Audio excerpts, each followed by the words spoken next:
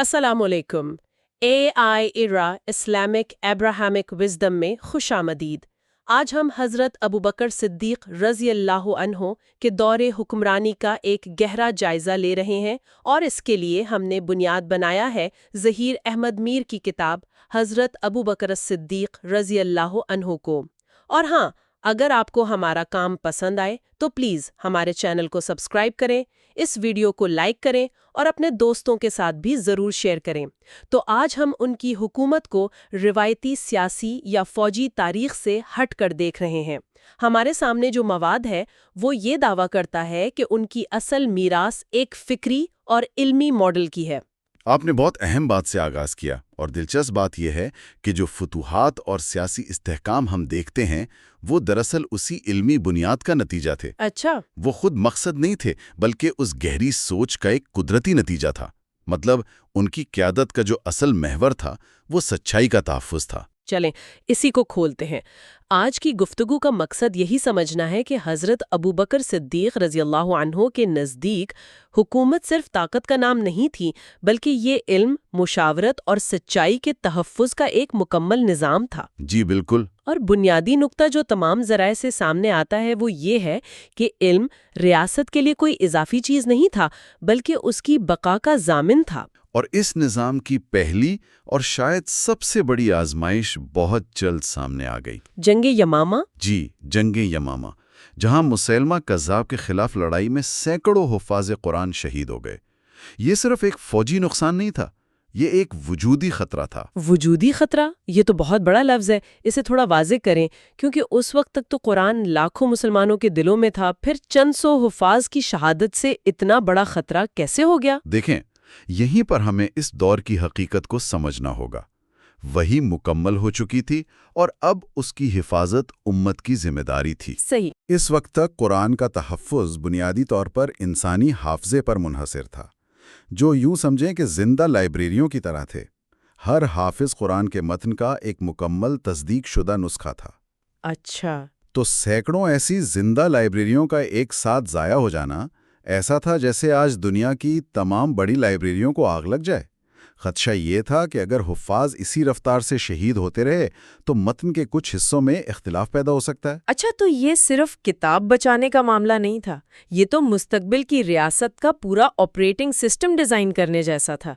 मैंने इसे इस जाविये से कभी नहीं सोचा था। बिल्कुल। लेकिन क्या ये मुमकिन नहीं कि कुरान की तदवीन का फैसला सिर्फ एक हंगामी सूरत हाल का रद्द अमल था और हम आज उसे एक बड़े इल्मी मॉडल का हिस्सा समझ रहे हैं? ये एक बेहतरीन सवाल है। बज़ाहिर तो ये एक हंगामी फैसला लगता है, लेकिन इसकी गहराई इसके अमल दरामद के तरीके में नजर आती है। वो कैसे? ये सिर्फ एक इंतज़ामी हुक्म नहीं था कि जो कुछ मिले उसे इकट्ठा कर लो। ये एक बहुत गहरा तज़वीराती यानी स्ट्रेटेजिक फैसला था। सही। हज़रत अबू बकर ने उसके लिए एक कमेटी बनाई, सरबराही कातिब वही हज़रत ज़ैद बिन साबित रदी अल्लाह अन्हा को सौंपी और उन्हें हुक्म दिया कि हर आयत को कम से कम 2 तहरीरी ज़राए और हाफिज़ा के हाफिज़े से तस्दीक किया जाए। अच्छा, ये तो बहुत सख्त मेयार था। जी, ये तरीका बता रहा है कि मकसद सिर्फ जमा करना नहीं था, बल्कि एक ऐसा मुस्तनद नुस्खा तैयार करना था जो रहती दुनिया तक के लिए म्यार बन जाए। उसने वही की हिफाजत को इंसानी हाफ़ज़े की हुदूद से निकालकर एक तहरीरी और इदारा जाती शक्ल दे दी। बिल्कुल, एक तहरीरी और इदारा जाती शक्ल। ये बहरान का जवाब तो था, लेकिन एक गैर मामूली दूरअंदेशी के साथ। लेकिन ये फैसला इतना आसान तो नहीं रहा होगा। ज़राया बताते हैं कि हज़रत उमर रज़ी अल्लाह अन्हा जैसे जयीद सहाबी भी शुरू में मुतज़ब्ज़िब थे। जी बिल्कुल। उनका नुक्ता ये था कि ये काम तो हुज़ूर अकरम सल्लल्लाहु अलैहि वसल्लम ने नहीं किया, तो हम कैसे कर सकते हैं? ये तो दीन में एक नई चीज़ शामिल करने जैसा होगा। बिल्कुल, और यहीं से हमें हज़रत अबू बकर सिद्दीक़ रज़ी अल्लाह अन्हो की क़यादत का एक और अहम उसूल मिलता है, जिसे हम कह सकते हैं जज्बाती जमूद पर फ़िक्री जुर्रत को तरजीह। फ़िक्री जुर्रत। ज़रा तसव्वुर करें, इस फैसले का बोझ। आप एक ऐसा काम करने जा रहे हैं जो पैगंबर खुदा सल्लल्लाहु अलैहि वसल्लम ने खुद नहीं किया। आधी दुनिया आप पर बिदअत का इल्ज़ाम लगा सकती थी। उसके लिए गैर मामूली फ़िक्री हिम्मत चाहिए थी। सही। उन्होंने बहुत हिकमत से समझाया कि हालात बदल गए हैं। हुजूर सल्लल्लाहु अलैहि वसल्लम के दौर में वही आ रही थी, तो उसे किताबी शक्ल में हतमी रूप देना मुमकिन नहीं था। अब वही मुकम्मल हो गई है और उसके मुहाफिज दुनिया से जा रहे हैं। تو سچ کی حفاظت کے لیے ایک نیا قدم اٹھانا دانائی ہے، بدعت نہیں؟ بالکل، یہ فکری لچک اور دوراندیشی کی بہترین مثال ہے۔ یہ بہت دلچسپ ہے کہ آپ اسے ایک انتظامی فیصلے سے زیادہ ایک تصویراتی فیصلہ کہہ رہے ہیں۔ تو کیا یہ تصویراتی سوچ ہمیں ان کی حکومت کے دوسرے پہلوؤں میں بھی نظر آتی ہے؟ یقیناً، قرآن کی تدوین کا فیصلہ تو اس بڑے اصول کا صرف ایک مظہر تھا۔ وہ اصول یہ تھا کہ طاقت علم کے تابع ہوگی۔ طاقت علم کے تابع۔ عملی طور پر اس کا کیا مطلب تھا؟ کیا کوئی باقاعدہ پارلیمنٹ یا کونسل تھی؟ یہ ایک نیم رسمی نظام تھا۔ کوئی بھی بڑا فیصلہ کرنے سے پہلے وہ مسجد نبوی میں کبار صحابہ کو جمع کرتے، جو اس وقت کے سب سے بڑے عالم تھے۔ اچھا۔ چاہے وہ منکرین زکوٰۃ کے خلاف کارروائی کا معاملہ ہو یا پھر لشکر اسامہ کو بھیجنے کا فیصلہ، ہر قدم کے پیچھے ایک ٹھوس علمی اور مشاورتی عمل تھا۔ یعنی فیصلے جذباتی نعروں پر نہیں ہوتے تھے؟ نہیں، بالکل نہیں۔ انہوں نے دلیل کی بنیاد پر اپنا موقف پیش کیا اور دوسروں کو قائل کیا۔ قیادت ٹھوس علم اور شواہد پر مبنی تھی۔ اور کیا یہ علم صرف ان چند خواص تک ہی محدود تھا یا اسے عوام تک پہنچانے کا بھی کوئی نظام تھا؟ یہ ایک اور اہم نکتہ ہے۔ ماخذ بتاتے ہیں کہ تعلیم ایک اجتماعی ذمہ داری سمجھی جاتی تھی۔ قرآن کی تعلیم کو عام کیا گیا کیونکہ جہالت کو پورے معاشرے کے لیے ایک خطرہ سمجھا جاتا تھا۔ یہ بات تو آج بھی اتنی ہی سچ ہے۔ بالکل، ایک جاہل معاشرہ نہ اپنے حقوق سمجھ سکتا ہے نہ ذمہ داریاں، لہٰذا علم کو عام کرنا ریاست کے استحکام کے لیے ضروری سمجھا جاتا تھا۔ تو ان کے پاس سچائی کو اندرونی طور پر محفوظ رکھنے کا ایک نظام تھا، لیکن اس دور کو تو بہت بڑے بیرونی نظریاتی چیلنجز کا بھی سامنا تھا، ہے نا؟ میرا مطلب ہے جھوٹے نبی، من گھڑت عقائد۔ جی، اور ان چیلنجز کا مقابلہ بھی تلوار سے پہلے علم سے کیا گیا۔ اچھا۔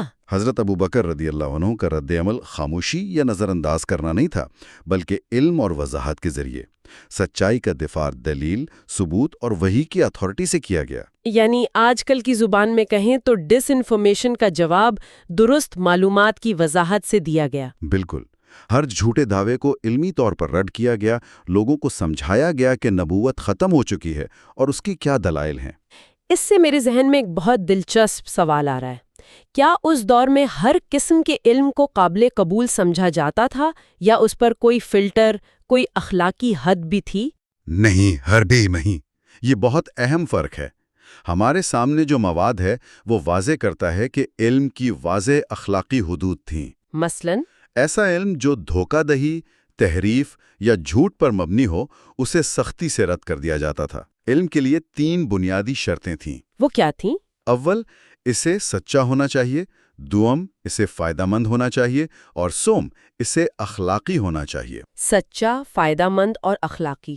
جی، اس معیار پر پورا نہ اترنے والے علم کو فتنہ سمجھا جاتا تھا، چاہے وہ کتنا ہی دلچسپ یا پرکشش کیوں نہ ہو۔ یہ تو آج کے دور کے لیے ایک انقلابی سوچ ہے۔ ہم معلومات کے ایک ایسے سیلاب میں ہیں جہاں سچ، جھوٹ، فائدہ مند، نقصان دہ، سب کچھ گڈمڈ ہو گیا ہے۔ بلا شبہ، اور اسی وجہ سے یہ ماڈل آج بھی اتنا ہی متعلقہ ہے۔ حضرت ابوبکر رضی اللہ عنہ نے یہ معیار 1400 سال پہلے قائم کر دیا تھا کہ علم کی مقدار سے زیادہ اس کا معیار اور مقصد اہم ہے۔ اور ان کا یہ پورا فکری ماڈل ایک بہت طویل مدتی ویژن کی عکاسی کرتا ہے نا؟ بالکل، فیصلے وقتی فائدے کے لیے نہیں تھے، بلکہ ان کا مقصد آنے والی نسلوں کے مستقبل اور امت کے فکری استحکام کو یقینی بنانا تھا۔ وہ صرف اپنے دور کے مسائل حل نہیں کر رہے تھے۔ نہیں، وہ آنے والی صدیوں کے لیے ایک پائیدار بنیاد فراہم کر رہے ہیں۔ قرآن کو جمع کرنے کا فیصلہ اس کی سب سے بڑی مثال ہے۔ اس ایک فیصلے نے دین کی اساس کو ہمیشہ کے لیے محفوظ کر دیا۔ تو آئیے اس طویل مدتی سوچ کو آج کے دور پر لاگو کرتے ہیں، خاص طور پر مصنوعی ذہانت یعنی AI کے دور میں، جہاں سچ اور جھوٹ کا فرق تقریباً مٹتا جا رہا ہے۔ یہ ماڈل ہمیں کیا سکھاتا ہے؟ یہ ماڈل آج پہلے سے کہیں زیادہ اہم ہو گیا ہے۔ پہلا اور سب سے بڑا سبق ہے اصل ذرائع یعنی سورس مٹیریل کی حفاظت۔ اچھا۔ جس طرح حضرت ابوبکر رضی اللہ تعالیٰ عنہ نے وحی کے اصل متن کو ہر قسم کی آمیزش سے بچایا، اسی طرح آج ہمیں علمی اور تاریخی حقائق کے اصل ذرائع کو ڈیجیٹل تحریف سے بچانے کی ضرورت ہے۔ لیکن آج کے دور میں اصل ماخذ کا تصور ہی بہت پیچیدہ ہو گیا ہے۔ انٹرنیٹ پر ہر چیز کی لاکھوں کاپیاں ہیں، ہم اصل کی حفاظت کیسے کریں؟ یہیں پر اس ماڈل کا دوسرا سبق کام آتا ہے، ادارہ جاتی تحفظ۔ ادارہ جاتی تحفظ؟ جی، حضرت ابو بکر رضی اللہ عنہ نے یہ کام کسی ایک فرد کو نہیں سونپا، بلکہ ایک قابل اعتبار کمیٹی بنائی، ایک پورا پروسیس وضع کیا۔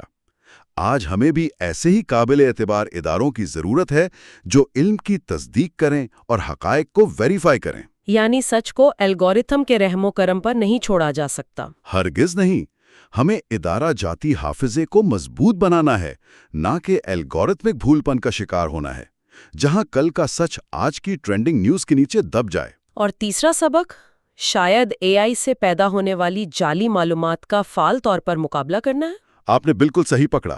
یہاں دلچسپ بات یہ ہے کہ چیلنج کی نوعیت بدل گئی ہے، لیکن اصول وہی ہے۔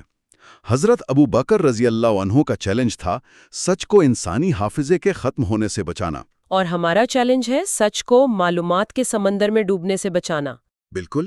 اس ماخذ میں ایک بہت گہری بات لکھی ہے، truth must be preserved before it is processed, یعنی سچ کو پروسیس کرنے سے پہلے اسے محفوظ کرنا ضروری ہے۔ سچ کو پروسیس کرنے سے پہلے اسے محفوظ کرنا ضروری ہے۔ یہ ایک بہت گہرا جملہ ہے۔ یہاں پروسیس سے کیا مراد ہے؟ سوشل میڈیا کے الگورتھمز، نیوز ایگریگیٹرز یا AI؟ بالکل یہی۔ آج معلومات ہم تک پہنچنے سے پہلے کئی ڈیجیٹل مراحل سے پروسیس ہوتی ہیں۔ الگورتھم طے کرتے ہیں کہ ہم کیا دیکھیں گے، کیا پڑھیں گے۔ صحیح۔ اگر اس پروسیسنگ کے مرحلے میں داخل ہونے سے پہلے سچ محفوظ اور مستند نہیں ہوگا، تو جو چیز ہم تک پہنچے گی وہ سچ کا ایک مسخ شدہ ورژن ہوگا۔ تو اگر ہم اس تمام گفتگو کو سمیٹیں تو یہ کہنا غلط نہیں ہوگا کہ حضرت ابوبکر صدیق رضی اللہ عنہ کی میراث صرف ایک عظیم سیاسی یا فوجی رہنما کی نہیں بلکہ ایک عظیم فکری رہنما کی ہے۔ بلا شبہ وہ ایک ایسے مفکر حکمران تھے جنہوں نے علم اور سچ کے تحفظ کو اپنی حکمرانی کی بنیاد بنایا۔ ان کا ماڈل ہمیں بتاتا ہے کہ حقیقی طاقت علم میں ہے، اور پائیدار قیادت وہ ہے جو صرف آج کے مسائل حل نہیں کرتی بلکہ مستقبل کی نسلوں کے لیے فکری ورثے کو محفوظ بناتی ہے۔ اور اسی سے وہ بنیادی اصول نکلتا ہے جو اس پورے ماڈل کا نچوڑ ہے۔ کسی بھی تہذیب کی بقا اس بات پر منحصر نہیں کہ وہ کتنا جانتی ہے، بلکہ اس بات پر ہے کہ وہ سچائی کا کتنا اچھا تحفظ کرتی ہے۔ علم کی مقدار اہم نہیں، علم کے معیار اور اس کی سچائی کا تحفظ اہم ہے۔ یہ ایک ایسا نقطہ ہے جو آج کے انفارمیشن اوورلوڈ کے دور میں ہمیں ہر وقت یاد رکھنے کی ضرورت ہے۔ اس گفتگو کو ختم کرتے ہوئے سامعین کے لیے ایک آخری سوچ چھوڑتے ہیں۔ ضرور۔ جس دور میں مصنوعی ذہانت یعنی AI منٹوں میں انتہائی قائل کر دینے والی جعلی کہانیاں، تصویریں اور ویڈیوز بنا سکتی ہے، وہاں حضرت ابوبکر رضی اللہ عنہ کا یہ اصول کہ سچ کو پروسیس کرنے سے پہلے اسے محفوظ کرنا ضروری ہے، انفرادی اور اجتماعی سطح پر کیسے لاگو کیا جا سکتا ہے؟ یہ ایک ایسا سوال ہے جس پر غور کرنا آج ہمارے لیے پہلے سے کہیں زیادہ ضروری ہو گیا ہے۔